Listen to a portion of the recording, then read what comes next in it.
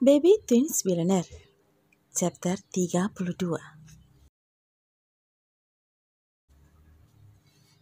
Bagaimana? Tanya Max yang duduk di bangku kemudi. Vero mengangkat sudut bibirnya. Matanya menatap ke jalanan. Aku sudah mengajaknya menikah. Apa jawabannya? Dia menolakku. Tapi aku berhasil mengancamnya. Jawab Vero seadanya. Max menghela nafas. Apa itu akan berhasil? Harus. Setelah urusan cabang perusahaan selesai, aku akan meminta Mami menyiapkan pernikahanku.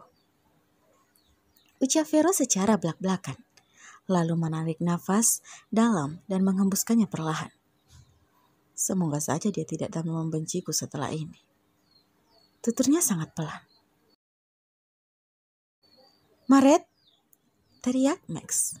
Aduh, nyetir yang benar dong. Teriak Vero saat mobil yang ditumpanginya tiba-tiba berhenti mendadak sebelum terparkir sempurna. Kok mati sih? Max, mau kemana kamu? Teriak Vero saat melihat saudaranya yang langsung turun dari mobil dengan tergesa-gesa dan berlari. Maret, awas Maret! Teriak Max seraya berlari kencang. Ya Tuhan, aku mohon. Teriaknya di dalam hati. Maret yang tadinya fokus pada langkahnya, kini teralihkan karena suara yang sangat dikenalnya. Pada saat ia berbalik, saat itu juga tubuhnya terhuyung ke belakang disertai dengan teriakannya. Vero yang sedang berada di mobil membulatkan kedua matanya dan langsung bangkit dari duduknya, berlari menuju ke jalanan. Max, teriak Vero. Cepat panggil ambulans. Teriak Vero kepada pengawalnya yang selalu berada di sekitarnya. Pengawal yang tubuhnya tinggi tegap langsung melaksanakan perintah tuannya tanpa berpikir panjang. Maret yang tadinya memejamkan mata, kini perlahan membuka mata saat merasakan tubuhnya tidak merasakan sakit dan mendengar suara riuh di sekitarnya. Matanya membulat saat melihat di bawahnya sudah terlihat Max yang sudah tidak sadarkan diri. Terlihat cairan merah mengalir dari kepala pria itu. Max? Panggil Maret. Bibir wanita itu tampak bergetar. Max, bangun Max. Maret menepuk-nepuk pelan pipi Max. Max, aku mohon bangun Max. Air mata Maret telah luruh. Melihat seorang pria yang sudah beberapa tahun ini ia cintai, kini telah memejamkan mata. Max, bangun Max. Tolong jangan seperti ini, aku mohon bangun Max. Isak tangis Maret sudah tak terelakkan lagi. Max. Vero langsung memegang pergelangan tangan Max begitu tiba di sana. Pria itu langsung bernapas lega saat merasakan pergerakan di nadi pria itu. Pak Vero tolongin, Max harus dibawa ke rumah sakit. Pinta Maret. Tenanglah, ambulans sebentar lagi sampai. Jawab Vero tenang. Meski sebenarnya dadanya berdebar kencang. Ia takut terjadi sesuatu yang serius kepada asistennya tersebut. Ya Tuhan, semoga saja Max baik-baik saja. Pinta Maret yang berjalan mondar-mandir di depan ruang operasi seraya menggigit kecil kukunya. Max, kenapa kau harus menolongku? Padahal aku sudah menolakmu. Gumam Maret mendudukkan kasar bokongnya di kursi tunggu. Jemarinya bergerak menyeka air matanya. Maafkan aku, Max. Tuhan bertahanlah. Gumam Maret. Maret masih terus mengeluarkan air matanya. Tidak peduli jika di sana ia tidak hanya sendiri, melainkan ada Vero dan beberapa pengawal lainnya. Vero menatap ruangan operasi itu dengan raut wajah yang tidak terbaca. Tak berselang lama, terdengar suara derap langkah kaki yang semakin mendekat. Suara itu terdengar betul. Vero, bagaimana keadaan Max? Tanya Keisha langsung. Begitu tiba di sana bersama sang suami. Max masih dioperasi, Mi. Kita belum tahu keadaan pastinya. Jawab Vero ikut berdiri lalu melirik Maret yang sudah berdiri dengan gugup. Ya Tuhan, tolong selamatkan putraku. Keisha menatap sendu lampu operasi yang menyala. Jordan merangkul dan membelai lembut bahu Keisha, menenangkan wanita itu. Tenang Lami, Max pasti baik-baik saja, ucap Johan seraya membawa Keisha ikut duduk di kursi. Vero, Max kenapa bisa seperti ini? Tanya Keisha kembali. Maaf tante. Maret yang sedari tadi diam, kini ikut menimpali. Dia harus mengatakan jika Max kecelakaan dan harus dioperasi seperti ini gara-gara dirinya. Maret, kenapa kamu di sini? Keisha mengerutkan keningnya. Maaf Tan, Max jadi seperti ini gara-gara menolong saya. Maret menunduk, tidak berani menatap kedua orang tua dari lelaki yang sudah mempertaruhkan nyawanya demi keselamatannya. Kedua tangannya saling berbelit di atas pahanya. Keisha menghembuskan nafas kasar, memilih mengelus lengan Maret dengan lembut.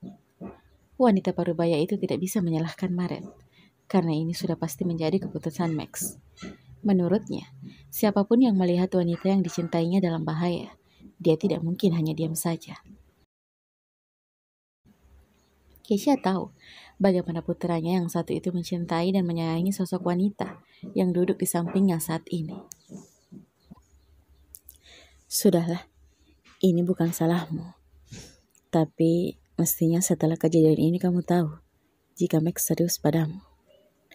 Keisha menepuk punggung tangan Maret kemudian tersenyum lemah. Jordan sendiri yang masih merangkul pinggang istrinya hanya diam. Sesekali matanya melirik Rudy yang berdiri di sampingnya. Vero menghembuskan nafas kasar.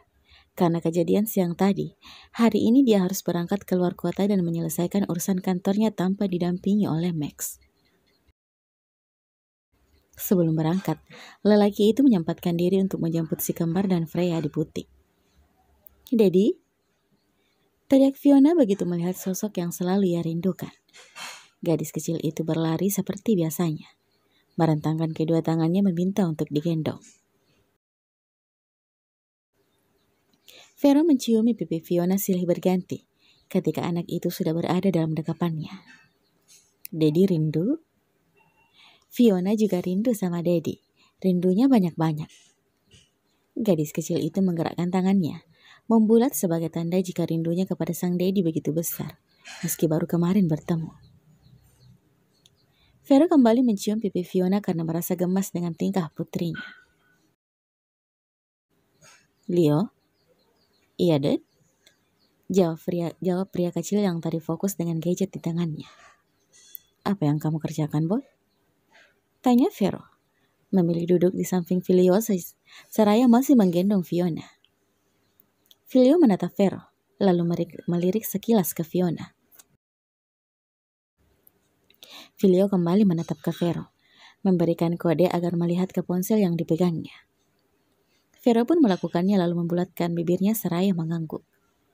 Filio sengaja tidak mengatakan langsung, tidak mau jika Fiona mendengar. Lelaki kecil itu tidak ingin mengambil pusing dengan seluruh pertanyaan yang keluar dari bibir Fiona jika gadis kecil itu tahu jika Max kecelakaan.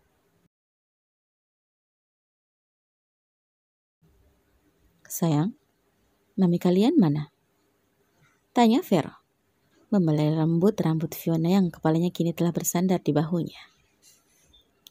Mami tadi keluar beliin Vio susu, Dad. Jawab Fiona dengan suara yang parau. Kamu belum, Dad. Tadi Vio asyik main sampai lupa tidur. Sekarang Vio ngantuk. Alus-alus punggung Vio, Dad. Vio mau tidur. Ucapnya. Tidurlah sayang. Tangan Vero pun tergerak mengelus punggung Fiona. Vero memilih untuk tidak pamit kepada gadis kecil itu saat melihat mata putrinya sudah tidak bisa diajak kompromi lagi. Setelah Vero memindahkan Fiona ke dalam kamar, lelaki itu kembali duduk di samping Filio. Vero langsung mengelus rambut putranya yang berwajah datar sama seperti dirinya. Boy, untuk beberapa hari ke depan, kamu jaga mami dan adik kamu dulu ya. Filio langsung menoleh menatap Vero. Dedi mau kemana? Vero pun menjelaskan perihal kemana ia akan pergi dan apa yang akan dia lakukan untuk beberapa hari ke depan. Jadi kemungkinan mereka tidak bisa bertemu. Tapi Vero sudah menempatkan beberapa pengawal untuk selalu mengawasi Freya dan si kembar. Kalau ada apa-apa hubungi Dedi ya. Pinta Vero. Baik, Dad. Maaf sayang, Mami lah. Freya yang baru saja masuk menjedah ucapannya saat melihat siapa yang berada di ruangan itu. Boy, kamu masuk dulu sama Vio. Dedi mau bicara sama mami kamu. Pinta Vero dan hanya dibalas anggukan oleh Filio, kemudian berlalu melaksanakan perintah sang Dedi.